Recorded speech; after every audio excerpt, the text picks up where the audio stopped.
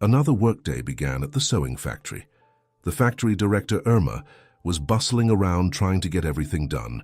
She had 2 meetings with suppliers, then she had to review new sketches and inspect new designs. In short, there was a lot to do. Unfortunately, her car broke down in the morning, so she had to take it to the repair shop. In the evening, she decided not to call a taxi but to walk home instead. Light snow was falling on the street, crunching loudly underfoot. Irma climbed onto a bridge and watched as children played happily, laughing with each other. It reminded her of her own childhood. Those were good times. A little boy got into a sled pushed by the other kids and he swiftly went downhill. The sled picked up speed and went far beyond the riverbank, almost to the middle of the frozen river, and the boy tumbled onto the ice. Then the worst happened. The boy stood on the ice, weakened by the current, and immediately fell through, screaming for help. The other children were frightened, but none dared to approach and save their friend. Irma ran down to help the boy, who was no longer visible. She didn't understand how miraculously she managed to pull him out. She had to break the ice and dive after him. Thankfully, the river wasn't very deep. Someone passing by managed to call an ambulance, and the boy was taken to the hospital. Irma refused hospitalization and was taken home. Irma's spouse was shocked to see her soaking wet at the doorstep. He helped her change and learned what had happened, scolding her. "Darling, why do you always have to be the one to intervene? Why didn't you go to the hospital? Let me run you a hot bath. You're always sticking your nose into other people's problems. You don't even know that child. What if you had drowned yourself? The water is freezing." The woman tried to warm up, wrapped in a blanket, whispering, "Ah!" "Noel, how can you say that? It's a child, someone's son. What if he had drowned? What was I supposed to do? Just walk by." "Don't worry, darling. The most important thing is that everyone is alive and well." But things turned out to be not so simple. During the night, Irma developed a high fever, and Noel called an ambulance. She was taken to the hospital, where she was diagnosed with pneumonia. Now Irma lay in a hospital room, receiving treatment, taking medications, and enduring painful injections. 3 other women shared the hospital room with her. Irma even managed to become friends with one of them, a young patient named Natalie. She was sociable but seemed deeply sad. Natalie was being treated for acute bronchitis. Over the week, Irma's spouse never came to visit her, citing work commitments. However, he frequently called her via video chat. During one of these calls, Irma stepped into the corridor to avoid disturbing the other patients. But today, she didn't make it in time, and Noel's conversation with her inadvertently caught Natalie's attention. Her husband waved at her, updating her on household matters, mentioning he took necessary documents to work, and asking if there was anything she needed, all as usual. Irma ended the call, hung up, and only then noticed Natalie's surprised gaze. It was as if she had seen a ghost. Irma didn't understand and asked, "What's wrong, Natalie? Is everything okay with you? You're looking at me strangely." The pale girl spoke in a melancholic tone. "Please forgive me, Irma, I didn't mean to. I didn't know that Noel is your husband." Irma was completely bewildered by this strange reaction. She stared at Natalie, waiting for her to continue. After a brief pause, Natalie timidly began, "You see, I had a relationship with Noel. I loved him so much, thought we would get married. I honestly didn't know he was married. I swear. He told me he had been divorced for a long time, and his wife turned out to be crazy. He courted me so beautifully, gave me flowers, took me to the movies. I eagerly awaited every meeting with him, and then I got pregnant. I understand it's my fault, I know, but after that, Noel changed drastically. He yelled at me and insisted on an abortion. I was in shock. I loved him so much and never expected such a reaction. I refused to have an abortion. That's when Noel completely lost it and ended our relationship. In the end, all the troubles seemed to happen within just a couple of days. I lost my job due to downsizing, and then I fell seriously ill. I thought it was just a common cold, but soon I had to be hospitalized, thanks to the doctors who helped me recover. I don't know how to go on living. I have almost no money left, and where will I find a job now? I feel terribly guilty in front of you. Please forgive me, if you can." Natalie covered her face with her hands and started to cry. Irma tried to make sense of her own feelings. Strangely, she should have hated Natalie. After all, She turned out to be her husband's mistress. But as Irma looked at this young and foolish girl, she couldn't help but feel sorry for her. Irma sighed and said, "Why should I hate you? If Noel truly loved me, he would never have cheated on me. I'm even grateful to you. Noel never wanted children, so he's unlikely to accept your baby. Don't worry, I'll help you. I'll take you into my company. I need an accountant. You did the right thing by keeping your child. It's such a motivation to keep going and fight through hardships. I dreamed of becoming a mother, but apparently it wasn't meant to be. I'll talk to Noel when I get home. Lately, he's been too audacious. He doesn't even work." Natalie looked at Irma with astonishment and said, "Thank you so much, Irma. I'm so grateful to you. You won't regret hiring me." Irma called her HR colleague and instructed them to hire Natalie. Then she quietly said, "Excuse me, I need some time alone to think." Understandingly, Natalie nodded and quietly left the room as the other patients were undergoing procedures. Irma closed her eyes and reminisced about her entire family life with Noel, her childhood, pondering when and how her loving husband turned into such a jerk. Irma grew up in a large family. Her father worked as a loader at a factory, always tired, perpetually grim and rough. Irma's mother raised 3 children, trying to make ends meet with odd jobs. Irma was the eldest in the family, with a younger sister named Lily and a brother named Devon. Therefore, she had to shoulder most of the household responsibilities. They lived in extreme poverty, always short of money. The girl wore clothes given to them by acquaintances or neighbors, often too big and looking awkward. Because of this, Irma was always picked on at school. Memories from her childhood were not the happiest. Her parents seemed to not understand or completely forgot that Irma was still a child, and just like everyone else, she wanted to have fun and play, to be pitied and supported. She always went for walks with her younger brother and sister. Those were probably her happiest memories. Irma built snowmen with them, slid down hills, and rolled in the snow. But the older the girl grew, the more she wanted to quickly get an education and have her own apartment. She excelled in her studies. Her teachers praised her. The only problem was that at home there were no proper conditions to study in peace and quiet. Irma often stayed late studying at the school library, where it was quiet and calm and no one bothered her. However, at home her mother would start scolding, "Where have you been for so long? Who will play with Devon? I can't handle everything alone." Irma felt deeply hurt. "Why did you have 3 of us then? Is it my fault? I'm planning to go to university, Mom.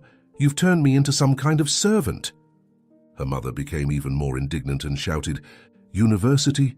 Who put such ideas in your head? Your teacher, was it? You'll study sewing, and that's enough.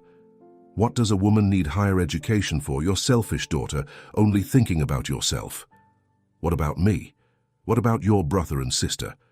Aren't you going to help us? You're not going anywhere." Irma was hurt, but she still followed her own path. After graduation, she secretly left home for another city to attend university. Her beloved teacher, Martha, truly helped her. It was thanks to her that Irma was given a room in the dormitory. Irma passed her exams with flying colors and became a student at the economics university. Only then did she call her mother. Irma hoped that maybe now her mother would praise her, be happy for her, and wish her luck. Unfortunately, the girl was mistaken. How could you leave like that? You lied to Oos saying you were going to your friends. Come back home immediately. Lily and Devon miss you. You're like a mother to them. Your father is furious. Think about how you'll live there. You won't succeed, you'll just waste your time. Your father and I have no money, and we won't have any." Irma cried with bitterness. "Thanks for the support, Mom. I'll make it. I love my brother and sister, but they're your children, not mine. You never believed in me." The girl started studying diligently. She was lucky that her roommate turned out to be a girl from a small village named Sydney.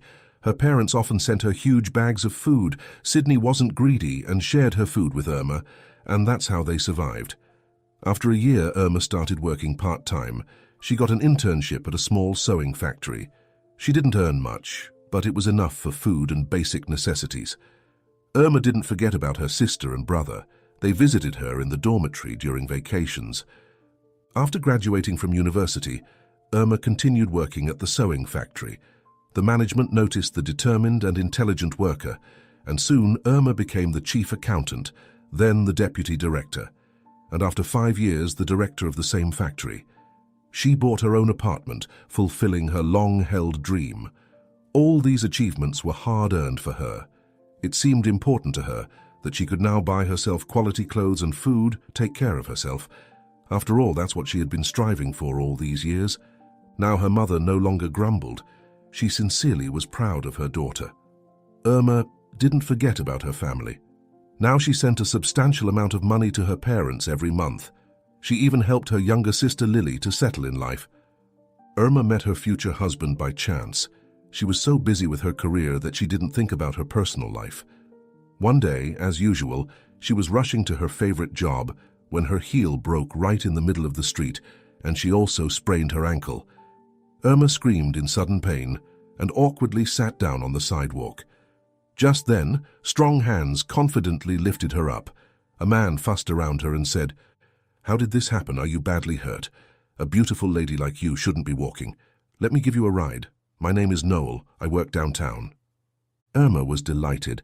"Well, what a coincidence. I work there too. Could you give me a ride to the sewing factory then? Thank you, Noel. You're a true gentleman. I really appreciate it." On the way, they struck up a conversation, and Irma really liked this pleasant young man. They agreed to grab coffee after work. Imagine Irma's surprise when, right on time, she saw Noel with a bouquet of delicate flowers and a large package. From it, he pulled out a shoebox and handed it to Irma. "These shoes are for you. I hope I got the size right." The shoes were very beautiful and fit Irma perfectly. Such a gesture completely won Irma over, and she looked at her companion with great affection and gratitude. And so their relationship gradually began. Irma fell in love almost immediately, and Noel didn't hide his feelings either. He was serious and talked about wanting a family. Irma's parents were thrilled with their son-in-law-to-be. Intelligent, well-read, polite. Irma's mum whispered to her, "Darling, you're so lucky. Noel is a great guy, not like your father.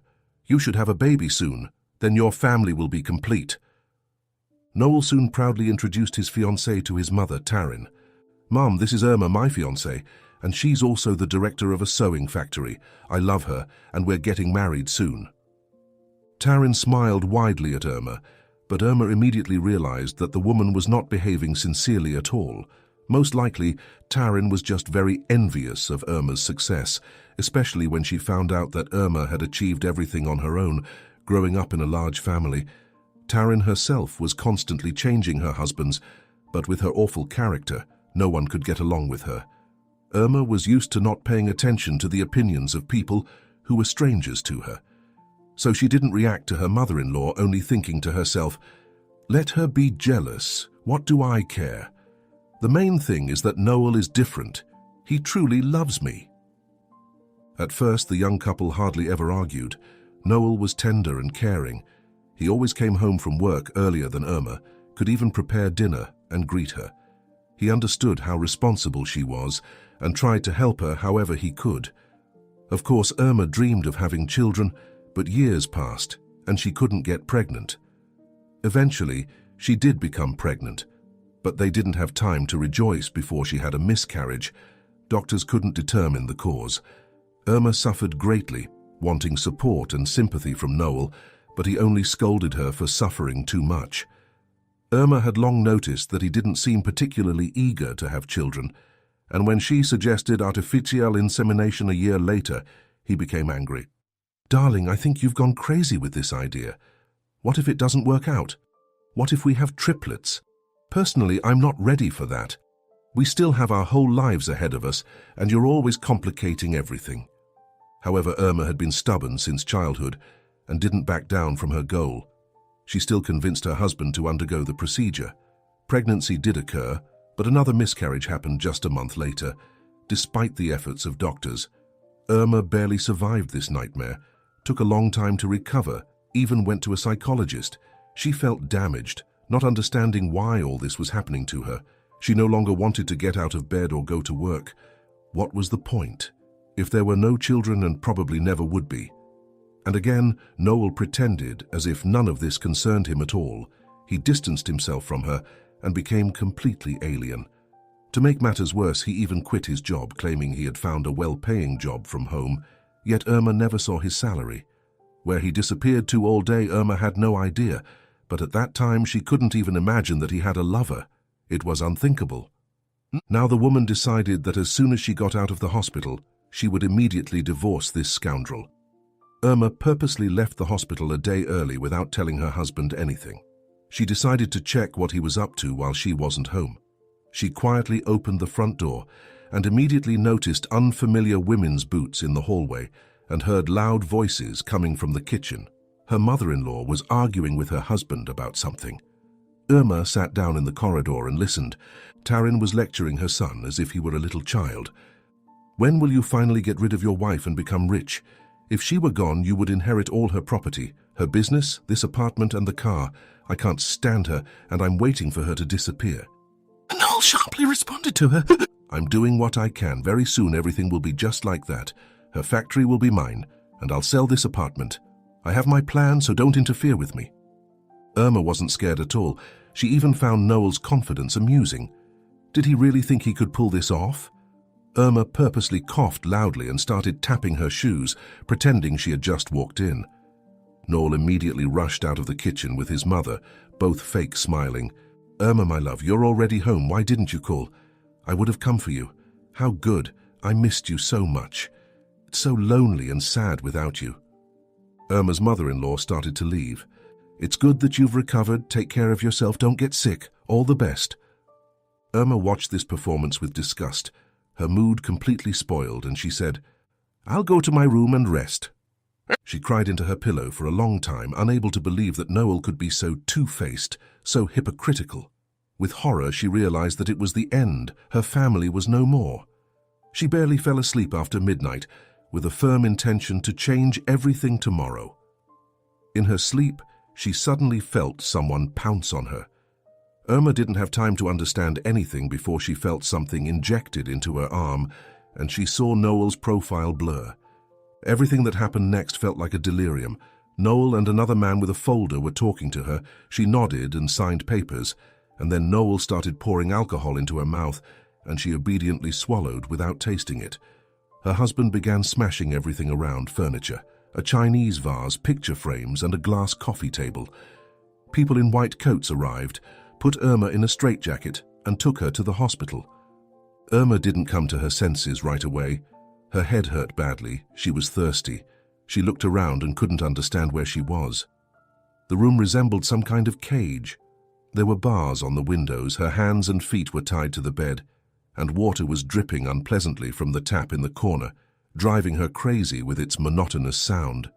The woman began to scream and call for help. "Hey, someone, help! Where am I?" She was truly terrified. She didn't understand where she was. What was this? A prison? A hospital? And why was she alone here? Her cries were quickly responded to. The sound of a key scraping in the lock was heard, and two people entered the room: a slender elderly man in a comical medical cap and his assistant. The elderly man suddenly said, "Good afternoon. You are in a private psychiatric hospital. You were brought here from home in an insane state. You attacked people and posed a danger to society. Your spouse reported that this is not the first incident, so we will carefully examine and treat you." Irma couldn't believe what she was hearing. "Doctor, have you lost your mind? This is nonsense. I'm not crazy at all. I'm the director of a sewing factory. My husband set this all up and now I'm being declared insane. Untie me immediately or you'll regret it." The doctor sighed. "Well, it seems like another relapse. Malcolm, give her a double dose. And you, dear, think about your behavior. If you behave well and quietly, maybe I'll even allow you some walks. Accept that you're ill, it's obvious. And denial is also a common occurrence among patients. Like it or not, we will still proceed with comprehensive drug therapy. Do you understand everything?" The doctor injected the woman with some murky liquid, and she fell into a trance again. Meanwhile, Natalie got a job at Irma's company. She worked hard, quickly grasping the tasks and preparing the first reports. She was eagerly awaiting the owner of the factory to come to work, as she wanted to personally thank her for the job opportunity.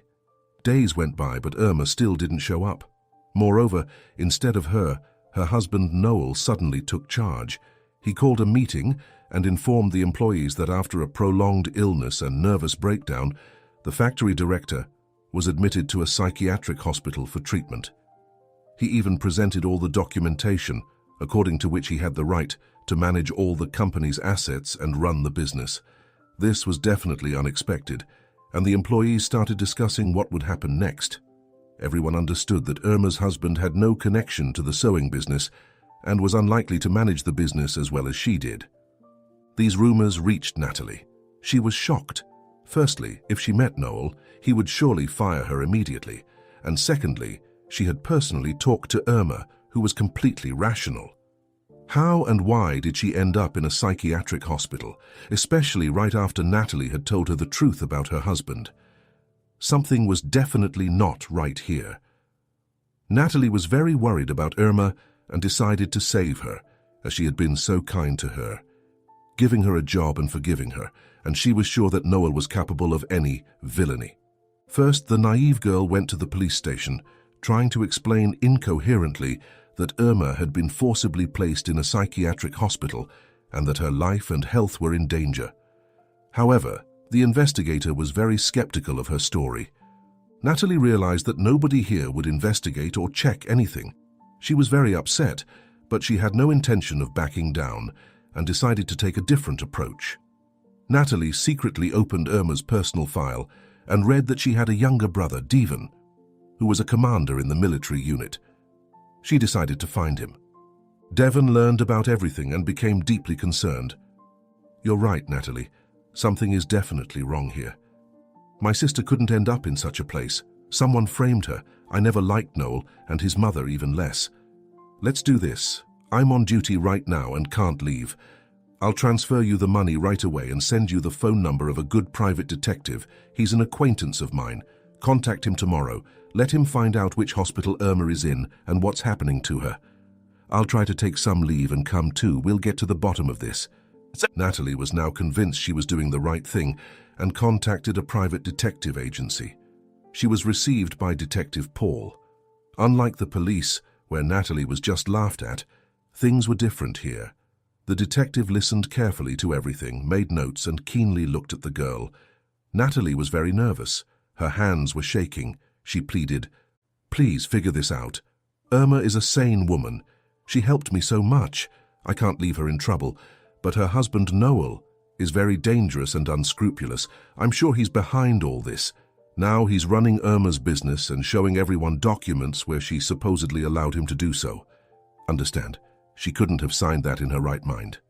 Just the day before, Irma found out that her husband had a mistress. I'm the one who told her everything." Paul looked at this frightened, charming girl and tried to reassure her.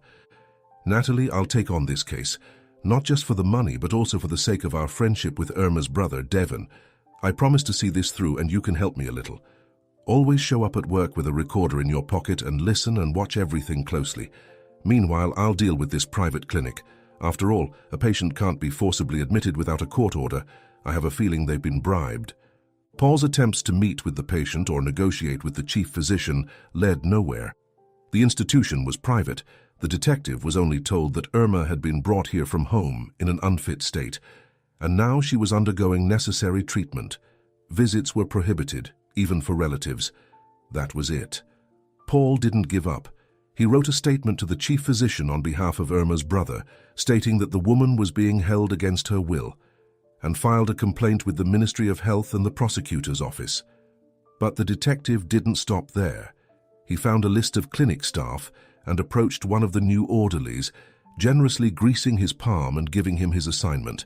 Natalie actively assisted him, reporting on the factory's affairs every day and providing recordings from the recorder. Noel was transferring all the finances to strange accounts, apparently hoping to bankrupt the factory quickly and sell it. Unfortunately, there was nothing they could do about it yet, as only Irma could refute the signatures on the documents and powers of attorney boasted about by her husband. Paul and Natalie somehow grew closer unnoticed, and not only did they develop a friendship, but also romantic feelings. Natalie was afraid of these suddenly overwhelming emotions, as she was pregnant with another man's child, and it was unlikely that a stranger's child would become dear to the detective. Therefore, Their relationship was devoid of intimacy, only tenderness and affection. Irma didn't know what month it was, what the weather was like outside. She didn't care anymore. People in white coats fed her powerful drugs every day, but didn't release her from isolation. She sat on the bed for days, not wanting to eat. One day, orderly Caleb came to her and whispered softly, "Listen to me carefully. Your friend Natalie, your brother Devon, and the detectives will take you out of here. Trust me. And don't swallow these pills. Put them under your tongue, then spit them out. Otherwise, you'll remain like this for life. Don't give anything away, or if the doctor suspects anything, it's over for both of us." In Irma's cloudy eyes, the orderly saw a glimmer of consciousness. He hoped she understood him and quickly stepped away from the patient. He didn't need any trouble at work. Now Irma learned to deceive the doctors. She pretended to take the medication, but quietly disposed of the pills in the toilet. With each passing day, she did feel a little better. And most importantly, she had hope that they would take her away from here soon. She mentally thanked Natalie, as she was the one who initially noticed her disappearance. Noel was jubilant. He sold Irma's apartment at a profit, transferred all the money to his account, and was now packing his bags with his mother. They were about to embark on a long journey. Irma's fate didn't concern him at all. He was completely indifferent to her. He had originally married her solely because she was wealthy, but in recent years, his unloved wife had become so tiresome to him that he decided to get rid of her. Noel already imagined himself sunbathing on the beach and flirting with young girls. He was sure that even if Irma ever got out of the psychiatric hospital, she wouldn't remember anything anyway. At least, that's what the doctor Noel bribed promised him. A month had passed. The detective, along with Irma's brother and Natalie, succeeded in getting Irma released. Investigations began at the clinic, revealing widespread violations. Many patients weren't even registered there. They all gathered to meet Irma at the clinic gates. Devon rushed to embrace his sister, crying and cursing. "Irma, my dear, what have these scoundrels done to you? I don't recognize my confident sister." "Well, it's okay. You'll stay with me for now. Gather strength, and then we'll see. Everything will be fine. I'll always be by your side." Irma couldn't understand. "But why with you? I have my own apartment, and I have a lot of work to do." Natalie hugged Irma, unsure how to break the terrible truth to her. "It's not that simple, Irma. Noel sold everything, the apartment and the factory. We couldn't do anything because you had signed powers of attorney, giving him the right to dispose of all your property. We understand it was done under moral pressure from your husband." Irma covered her face with her hands and cried because now she was penniless. She couldn't believe her husband turned out to be such a heartless monster. She had a fit of hysteria, screaming until she was hoarse. "My God, why did he treat me like this? I loved him so much. I didn't do anything wrong to him. Is this humane?" Devon comforted his sister as best he could, bringing her to his rented apartment where Lily was already waiting. "Irma, my dear, I'm so glad to see you. Natalie told me everything. We owe her a lot. If it weren't for her, we wouldn't have known anything. Poor thing, you've lost weight. Don't be sad, sis. Life throws curveballs sometimes. You've always helped me and Devon, and now we won't abandon you. We just need some time." It took Irma a whole month to return to some semblance of normal life, but her husband's betrayal still haunted her. Her family was always there for her, and Natalie and Paul often visited her. They were now together, and Irma was grateful for that. She understood that she couldn't live off her family forever, so one day over lunch she said, "Well guys, thank you for everything, for your support and help. I need to look for a job and start my life from scratch." Devon cautiously asked, "What do you plan to do? Will you try organizing production again, or something else?" Irma sighed heavily and shook her head. "No, brother, I don't want to. I realized that this race for career and money didn't bring me happiness. On the contrary, you see how it all ended. So I'll take on some really simple job, at least until I recover from all this nightmare." Suddenly Lily said, "Listen, Irma, I work as a cook in a cafe, and this cafe belongs to a country resort. They need a chambermaid there. If you want, I'll arrange everything. There's such clean air there, you'll walk on weekends, and nature will heal all your emotional wounds. And I'm not far from there at all. We'll see each other more often." Irma smiled and replied, "I agree, that's exactly what I need. Thank you for everything. You know, my dears, in childhood, I used to get so angry when Mom made me play with you all the time. And now I understand how great it is to have a brother and sister who will always help me. Irma got the job. She even enjoyed cleaning. One day, while tidying up a room as usual, she found someone's phone, which had fallen between the bed and the chair. Without hesitation, Irma approached the administrator, Joshua, and handed him the found item. "Here, I found this in the room. It needs to be returned to the guest." Joshua just waved it off, and, "Irma, you're certainly commendable for bringing it here, but I don't need it. The room has been vacant for almost a day now. If the phone was really important, it would have been claimed long ago. Take it for yourself if you want, and finish cleaning quickly. We're expecting important guests." The woman was taken aback. She was against appropriating what didn't belong to her. At the end of her shift, Irma found the surname and contacts of the guest. Irma set out to return the phone to its owner. She remembered the guest. He was a pleasant man in his 40s, athletic with a kind look, but he somehow mysteriously disappeared from the hotel. He was at dinner the evening before, and in the morning she was instructed to urgently clean his room. However, Irma lived there, and she knew for sure that this man hadn't left. There was some mystery here, and it troubled the woman. Irma called the apartment, but the door was opened by a vulgarly made-up, unpleasant lady. She stared at the guest with confusion. "Do we know each other?" Irma took the phone out of her bag and began, "Hello. I work as a chambermaid at the hotel. Yesterday I found this phone in one of the rooms.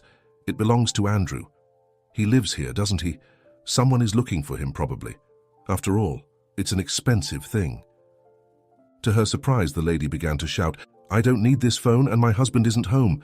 Besides, we haven't been living together for a month. We're getting divorced. So, did you find it at the hotel? What was he doing there? Probably fooling around with girls. Don't come here anymore." She slammed the door shut in front of Irma. The woman was shocked. How could this lady be indifferent to her own husband? She remembered too well what she herself had recently gone through. The woman returned to the hotel, charged the phone, and decided to see what was on it. There was no password. She looked at the photos. Everything was normal, family pictures, just beautiful images, advertisements. And then she found a very recent video.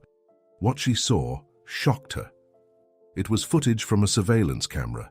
Two young men with knives attacked some respectable man in a suit. Irma even closed her eyes and screamed, then quickly turned off the phone. She dressed quickly and ran to the police. After viewing the recording, the investigator was shocked. "Wow, we just had an unsolved case of a banker's death. It turns out that this Andrew had evidence of the murder on him, and he was probably being threatened. And the criminals, they're well-known figures in the criminal world. Thank you, ma'am. You've almost solved the case for us. We'll find this man, Andrew, no doubt. You're free to go." Irma was worried and pleaded, "Please find Andrew. I don't personally know him, but I think this person is in trouble and no one cares about him." A week passed, but Irma kept thinking about the missing guest. And then, one day, the same investigator called her with joyful news. "Good day, we found Andrew. The criminals were hiding him in the basement of an abandoned house on the outskirts. They were torturing him and demanding the surveillance footage. He's currently undergoing treatment at the city hospital. You can visit him if you want." Irma barely finished her shift, and the next morning she went to visit Andrew. All the way to the hospital, she wondered, what would she say to him? How would their meeting go? The woman timidly knocked and entered the hospital room. She immediately recognized Andrew from the photo on her phone. He lay on the bed, his leg in a cast, his arms and head bandaged, and several plasters covering scratches on his face. When Andrew saw the visitor, he genuinely smiled. Irma introduced herself. "Hello, Andrew. I'm Irma, the chambermaid from the hotel where you stayed. I found your phone while cleaning. The investigator told me they found you, so I decided to visit. How are you feeling? I brought you some food." Andrew was on the verge of tears. He grabbed Irma's hands and began to thank her. "Thank you, Irma. Thank you so much. If it weren't for you, I would have been killed for sure. The investigator told me how persistently you tried to return my phone, even went to the police. I work as a security guard at a bank and often review surveillance footage. That night the manager was attacked and I had the recording. However, I didn't have time to take it to the police. I was threatened, so I hid in hotels, thinking I could outsmart the criminals. But I almost lost my life. They broke my arms and legs, trying to find out where the recording was. So, you saved my life, Irma said quietly. Honestly, I wasn't planning to go to the police. Your wife just didn't take your phone. The man sighed heavily. Yes, we are actually getting divorced. She's angry with me. She didn't like anything. Not the job, not enough money, the modest apartment. I didn't even want to go home to her, but I endured it, still loved her. And recently she found another man, so she said she's divorcing me. Will you come to visit me again? I would really like that. It's so nice when such a beautiful and kind woman cares about you. Irma started visiting Andrew regularly in the hospital. They talked a lot. She told him about her problems, about how she went from being a director to a chambermaid, about her husband's betrayal. Andrew sincerely sympathized with Irma. Somehow they grew closer without noticing it and started dating. Andrew divorced his wife and rented an apartment. That's where they lived together with Irma. One evening during dinner, Andrew suddenly asked, Irma, tell me, what is your deepest dream? What do you want the most? It's very important for me to know. The woman smiled sadly and replied, You know, I spent all my childhood with my younger brother and sister. Then I studied hard, tried to find a good job. I thought that was the most important thing in life. I wanted to forget about poverty and become successful, but when I lost everything at once, I suddenly realized that I wasn't really living. Or rather, I was living, but someone else's life. And I never even went on vacation, always hustling, working, and now it all seems so foolish. My biggest wish is to live with you somewhere by the sea, walk along the coast, and just love each other. Andrew hugged Irma tenderly and replied, That's a great idea.